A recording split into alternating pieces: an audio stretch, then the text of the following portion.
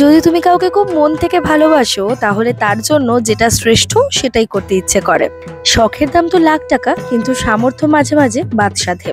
সেই কারণে আগের বার মায়ের জন্মদিনে মাকে একটা পদ্ম ফুল উপহার দিয়েছিলাম। মা সেটা যখন হাতে ধরেছিলেন বড্ড মিষ্টি লাগছিল দেখতে। তাই এবারে কাটোয়ায় গিয়ে প্রথমেই যেটা করলাম সেটা হলো মায়ের জন্মদিনের জন্য বার্থডে গিফট কেনা। অনেক কিছুই দেখলাম টুকটাক, মাথার মুকুট, পায়ের তোড়া, বাট আমার কেন জানি না মনে হলো মায়ের জন্য একটা ফুল কিনি। আর এই ফুলটা আর হাতের জন্য না, এটা নিলাম মায়ের মাথার জন্য। কেন এই আনন্দ আয়োজন তোমরা কি জানো?